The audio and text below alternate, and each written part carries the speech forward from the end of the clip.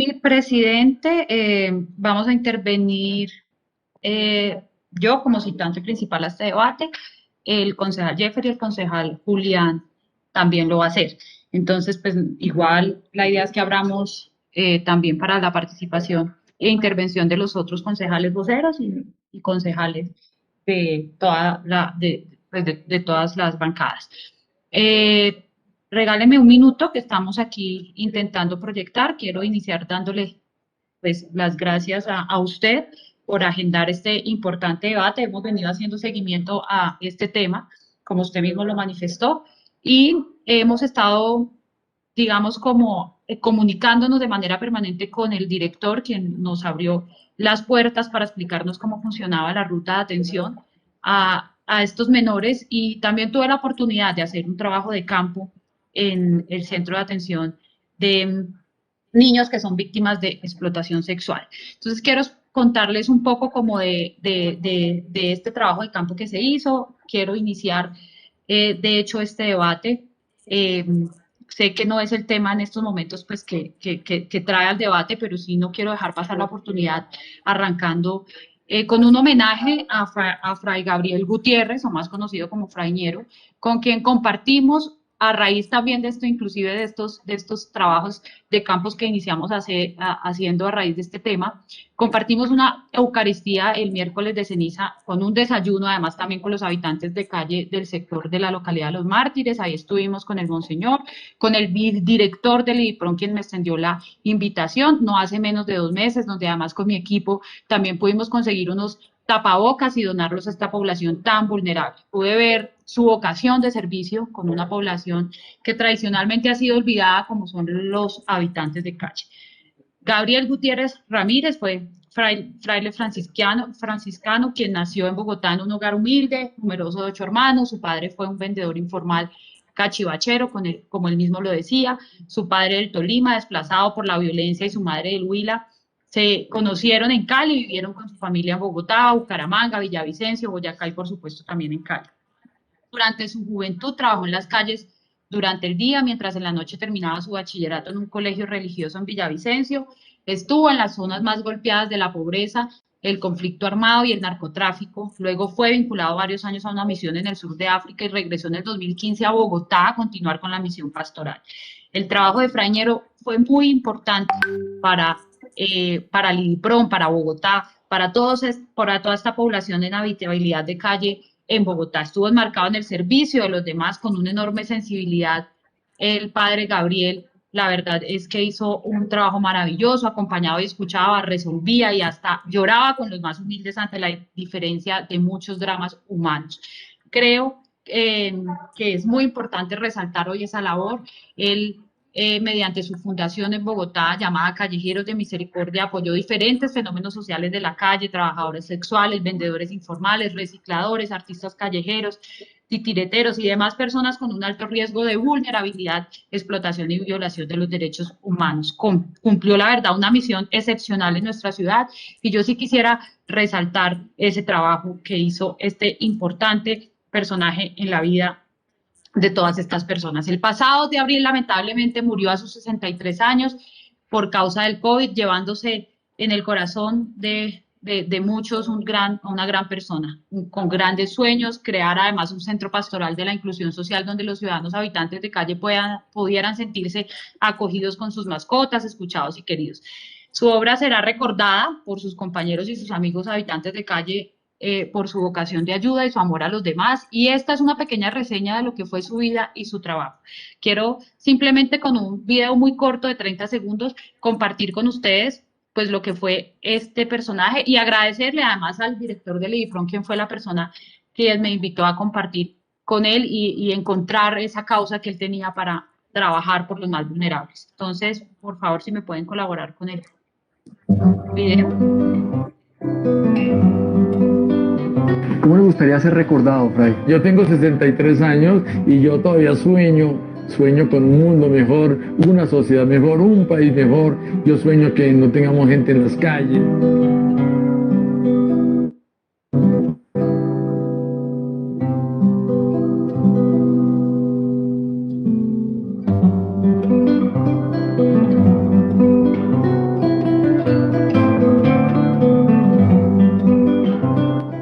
no es ñero, él es fray. Y después del otro, ah, bueno, es fraiñero. Y así es como ellos comienzan ya a llamarme fraiñero.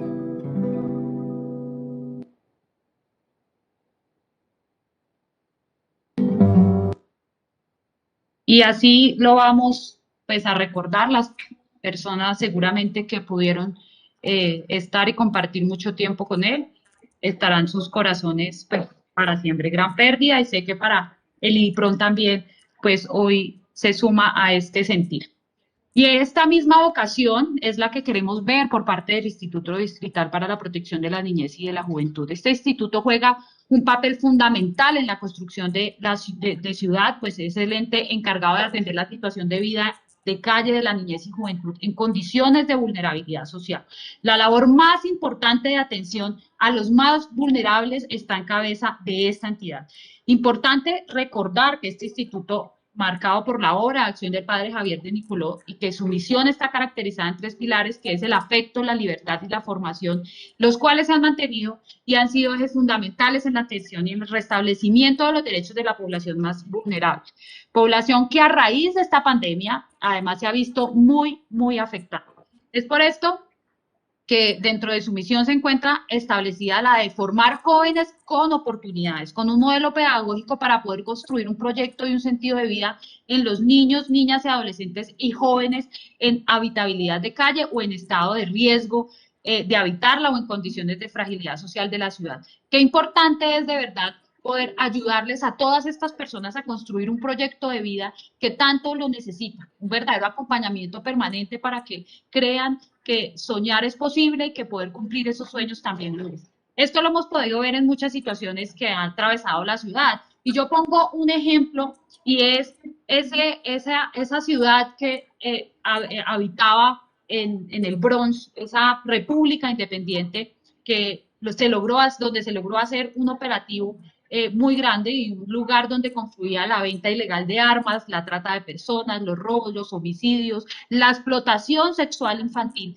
que lamentablemente se veía en el Bronx. Como resultado de este operativo se encontraron 140 menores, varios de ellos habían sido abusados permanentemente sexualmente. También no solamente los abusaban, sino que terminaban picándolos, donde terminaban matándolos. Esta realidad que se vivió en el Bronx de verdad era demasiado trágica. La intervención que hizo la administración anterior en el Bronx fue necesaria para hacer presencia en un lugar donde operaba y abundaba el crimen y los abusos de los derechos humanos en el centro de Bogotá. El exalcalde Enrique Peñalosa decidió poner fin a esta zona caracterizada por albergar grupos ilegales, repito, en una república independiente. Seguramente mucho por mejorar, ahí ocupa la Secretaría de Integración Social, la Secretaría de Gobierno, el mismo ICBF, porque aquí también la Nación entra a jugar un papel muy importante y muchas entidades que para que eso que vivimos en el Bronx no se repita y poder intervenir todas esas zonas donde se han querido desplazar esta delincuencia. Los operativos no pueden frenar, el IDIPRON juega también un papel fundamental en esta situación, jugó en su momento también ese papel de poder albergar a estos niños que estaban siendo explotados sexualmente.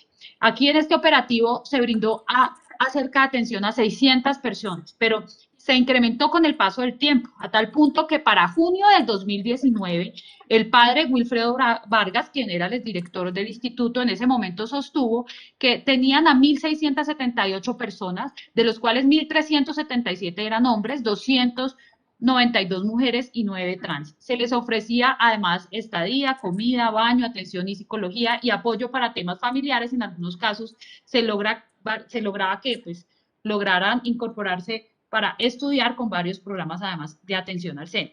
Esta respuesta distrital, porque además esto es una respuesta que debe ser institucional, donde se evidencia el compromiso con esta población, es la que queremos que tenga el IDIPRON en relación con la pandemia generada por el coronavirus. Para nadie es un secreto que las vulnerabilidades han surgido o se han vuelto más fuertes con la aparición de este virus, razón por la cual las niñas, niños y jóvenes en condiciones de vulnerabilidad o con riesgo de caer en ella deben contar con la presencia distrital que impida que esta situación se consuma. Me preocupa que se estén dejando de hacer operativos para restablecer los derechos de los menores y que estos operativos estén articulados con la policía y con el ICBF. Me preocupa que no se esté trabajando de manera articulada y yo entiendo que pues esto también se necesita la voluntad por parte del gobierno nacional para que esta articulación se pueda dar. La situación de la población objeto del instituto en relación con la explotación sexual comercial de las y los menores, de ahí que consideramos que el ESNA, como lo llaman en el IDIPRON, es vital en la intención de atender de manera especializada a estas personas. De acuerdo con el Plan de Atención Integral para Víctimas de Explotación Sexual Comercial de Niños, Niñas y Adolescentes, que en el 2019 expidió la anterior administración, el ESNA es un delito que implica varios tipos de violencia, tanto física, psíquica y sexual, los cuales afectan de manera particular el desarrollo integral de las niñas, niños y adolescentes víctimas. Y aquí me gustaría saber si este plan continúa utilizándose por parte de esta administración o si por el contrario se han realizado modificaciones, caso por el cual quiero que me expliquen cuáles son y a qué se deben las mismas. Hay un punto que me genera mucha intriga y es el estado actual del Consejo Distrital para la Atención Integral de Víctimas de la Violencia Intrafamiliar y Violencia y Explotación Sexual. Este fue creado por medio del Acuerdo Distrital 152 del 2005 con la intención de ser un cuerpo consultor y asesor encargado de formular las políticas que se pudieran articular con los programas de las entidades responsables. Y allí tienen asiento varias entidades, dentro de las cuales está la cabeza del sector integración social y el director del IDIPRON. Yo quisiera, pues, también saber cuántas reuniones han tenido desde que inició esta administración, cuál ha sido el papel que juega este Consejo Distrital para la Atención Integral de estas víctimas y cuáles han sido los avances que han tenido y cómo se han integrado para poder trabajar temas asociados pues a esta problemática. La explotación sexual comercial de niños y niñas y adolescentes es un delito que afecta a los más indefensos. De ahí la importancia que tiene luchar contra estas organizaciones y la lucha debe ser desde todo ámbito, tanto local, distrital, debe haber una unión y sinergia entre todas las entidades que tienen injerencia en este aspecto. Por ejemplo, ¿cuál es esa articulación que existe hoy con el ICBF? Porque aquí es muy importante el papel que juega el ICBF y yo sí quiero escuchar que el director nos cuente pues cuál ha sido la respuesta que usted ha tenido por parte del ICBF para poder trabajar de manera articulada. También con la policía de menores, también, puesto que ellos también deben de trazar los planes y las estrategias para hacerle frente a esta situación. Los menores víctimas de estos delitos no solo necesitan que se suspendan esa violación, sino que es necesario que se le ayude a tener un restablecimiento de sus derechos. Se le debe garantizar la educación, rehabilitación en caso de ser necesario y ser orientados en la realización de un proyecto de vida. Pues de lo contrario estaríamos en un círculo vicioso y es por esta razón que la articulación, repito, es necesaria, porque no puede funcionar una entidad sin la otra a la hora de atender esta problemática. De ustedes depende el que la víctima pueda arrancar de nuevo sin la huella del dolor y dentro de un círculo virtuoso de oportunidades y apoyar constantemente con educación, psicología, proyectos económicos, entre otros, o que la víctima siga sumida en el horror que ha tenido que vivir. Y las autoridades no han escatimado en estos esfuerzos. Se han adelantado diferentes operativos en la capital para rescatar y restablecer los derechos de decenas de menores explotados sexualmente y comercialmente. En las últimas semanas, más de 18 menores niñas desde los 12 años usadas por proxenetas han sido sacadas de las garras de estas mafias. Pero aún quedan muchas más allí afuera y por eso es importante seguir haciendo operativos. Hoy tenemos un caso supremo. Perdón, es que me acaba de comunicar la asesora del director del IDIPRON que se les fue la luz, que se les puede dar 5 minuticos mientras reconectan para no perder el hilo pues, de lo que usted venía interviniendo para poder dar respuesta. No hay ningún problema, es muy importante que el director del IDIPRON, por supuesto, esté presente, entonces, pues, presidente, démosles los minutos para que puedan restablecer su conectividad. Listo, presidente y concejal Adriana, yo les aviso tan pronto esté él en el conectado nuevamente.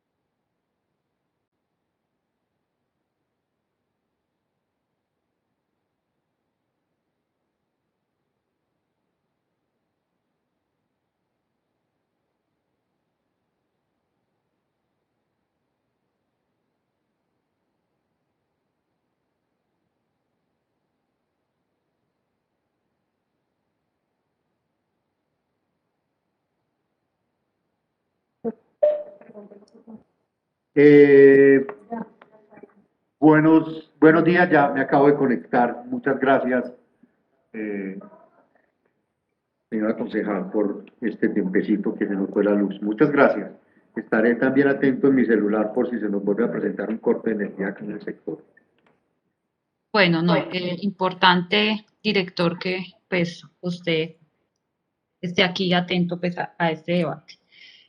Entonces, lo que estábamos, y retomando un poco pues como el hilo de lo que estábamos hablando, es la importancia de esos esfuerzos que deben de tener las autoridades. Se han adelantado diferentes operativos en la capital para rescatar y restablecer los derechos de decenas de menores explotados sexualmente y comercialmente.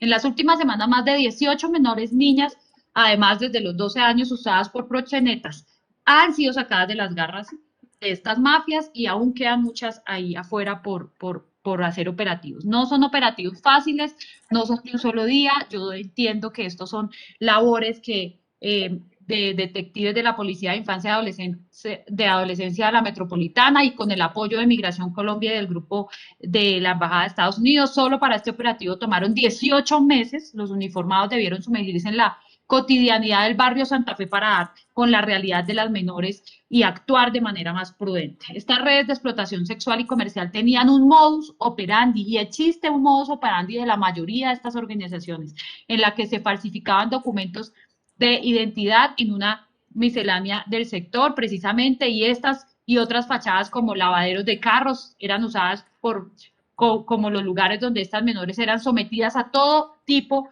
de vejámenes, y la parte de atrás de este lavadero tenía algunas habitaciones. Según las autoridades, la mayoría de las víctimas son extranjeros.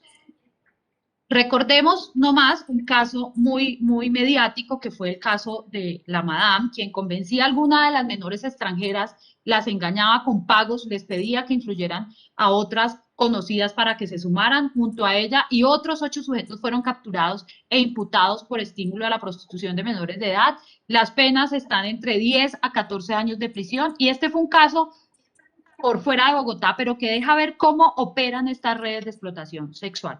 Viendo un mapa de Bogotá sobre las localidades donde más hay riesgos para que se den este tipo de delitos, encontramos que Suba, Kennedy, Bosa, Ciudad Bolívar, Santa Fe y Usme son las localidades con más riesgos. Los menores en riesgo o víctimas de explotación sexual y comercial son la población objeto del programa ESNA del IDIPRON, y por ello es importante que se gestionen los recursos, el personal y todas las herramientas para prevenir todo delito contra los menores de nuestra capital, vengan de donde vengan.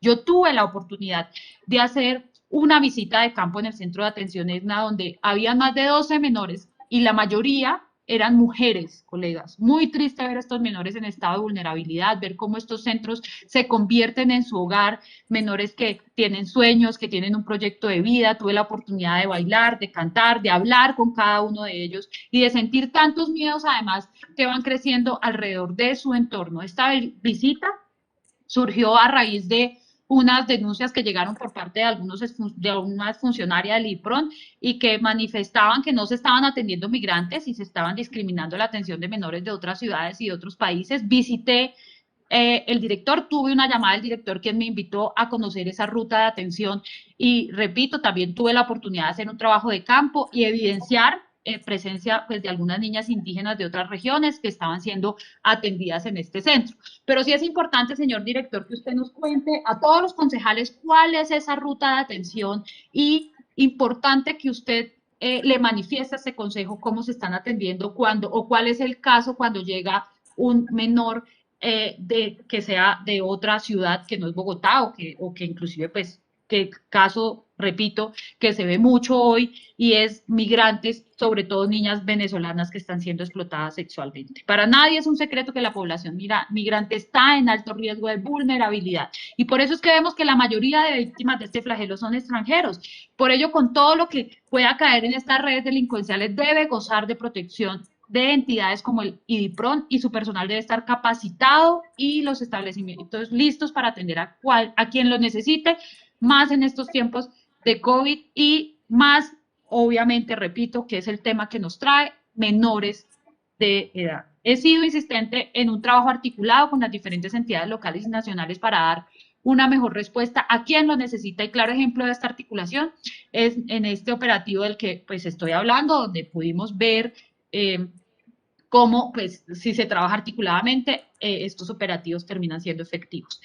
Y es que la crisis humanitaria causada por los conflictos armados, catástrofes naturales, entre otras, son factores que sin duda contribuyen a la explotación sexual infantil, y eso es lo que hoy vivimos en la capital. Yo aquí pregunto cuál es la ruta que se viene implementando por parte de las autoridades para atender esta situación en particular. Qué doloroso es, por ejemplo, ver hoy un caso que nos está conmoviendo a todos, y es el caso de una niña de 2 años, de no menos acabados de cumplir 2 años, si es que todavía está viva, porque no lo sabemos, que se llama Sara Sofía, y que uno pues de esas hipótesis que hay es que esta niña pudo haber sido vendida a una red de explotación sexual. Esto es doloroso para uno, para mí, por ejemplo, como madre, que soy madre, y veo mi hijo de 2 años y veo su inocencia, y no puedo imaginarme nomás cuál es la situación que pueden estar atravesando niños con todos estos sueños y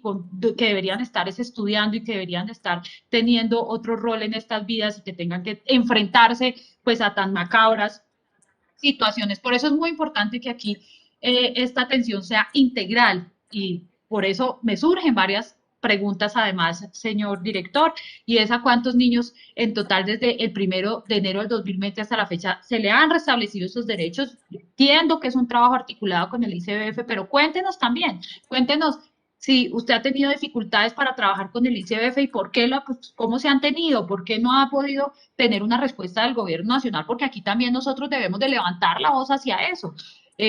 No solo porque esto es un tema que nos debe pues, preocupar a todos. La situación de verdad es muy grave, no solo por la migración, sino la emergencia del COVID, qué índices además delictivos han crecido respecto a la explotación sexual y comercial de menores en nuestra ciudad, y cuáles son los protocolos de atención para estos casos. Desde el 2011 a corte de abril del 2018, el ICBF reportó 1.506 casos de niñas, niños y adolescentes víctimas de explotación sexual comercial, y DIPRON y la Policía Nacional reportaron de 2014 a 2018 2.567 casos, y la Fiscalía General el de 2005 a corte de enero del 2018 registró 236 denuncias por ESMA, 1.119 por pornografía infantil, 344 por inducción a la prostitución, esto sin dejar de lado que hay muchos casos que se mantienen ocultos, y yo podría casi que asegurar que es el doble o el triple de estas cifras. Lamentablemente los datos y registros sobre estos delitos son escasos, por eso, aprovechando la presencia de ustedes, queremos saber los indicadores más recientes de estos delitos. Los recursos están disponibles porque hay metas que se quedaron establecidas en el plan de desarrollo para cumplir con este propósito, entonces no hay que bajar la guardia en ningún momento, porque las modalidades de explotación comercial de menores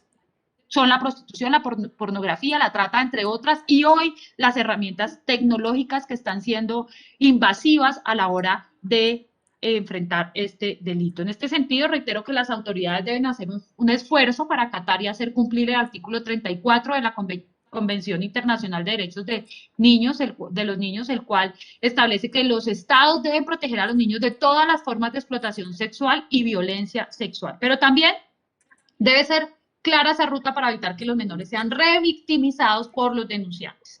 Las autoridades o las instituciones que pretenden brindarles atención, sus vidas corren peligro, y la atención psicológica debe ser urgente y oportuna, porque aquí estamos también hablando de temas que pues tienen que ver con las poblaciones más vulnerables. Y para cerrar, señor director, me preocupa un tema que usted sabe y se lo he podido manifestar de manera personal, y es los datos más recientes sobre población en habitabilidad de calle, que estos datos sean solo hasta el 2017. Necesitamos un censo, saber hoy cuántas personas en habitabilidad de calle están.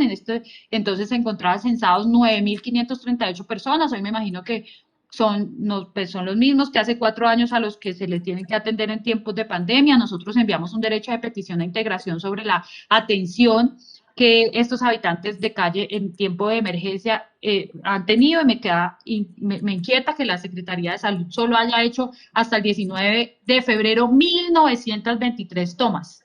O sea, es decir, no solamente se va a hacer una toma precisamente para poder tener ese cerco epidemiológico con esta población, pues estas tomas deben de ser frecuentes, deben de ser de manera reiterada. Entonces, es decir, que solo al 20% de esta población le han tomado muestras según la Secretaría de Salud y por una sola vez. Y también a esa fecha se informaba de 641 personas en habitantes de calle que habían contraído el virus. O sea, esta cifra también es importante y es importante conocer cuál es esa ruta que se está teniendo de atención a las personas habitantes de calle que son identificadas con el virus. Hoy, ¿cuál es el panorama de cuando pasamos por el tercer pico? ¿Cómo han hecho con ese cerco epidemiológico? ¿Cuántos habitantes de calle están vacunados hoy? Por ejemplo, esta población debería estar priorizada en el plan de vacunación. Otro punto también que me dijeron que no me podían dar el dato sobre los que habían sido hospitalizados. Grave que no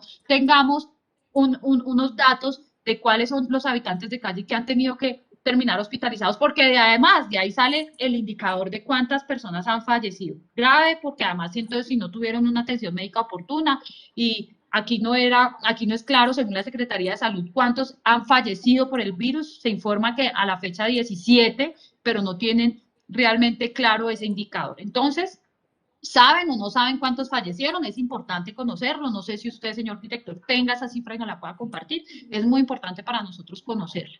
Y si no se sabe cuántos habitantes de calle hay, ¿cómo los vamos a saber? Sé que la Secretaría de Integración no ha dado información, no la ha podido dar, pero dejo la constancia por voz que le haré el seguimiento con la Secretaría de Salud a este tema tan importante, sobre todo por esta pandemia, que es la atención integral a las personas en habitabilidad de calle. Muchas gracias, señor presidente. Yo con esto termino mi intervención y gracias a todos por escuchar y por el tiempo, a la ciudadanía que está conectada a este debate en estos momentos.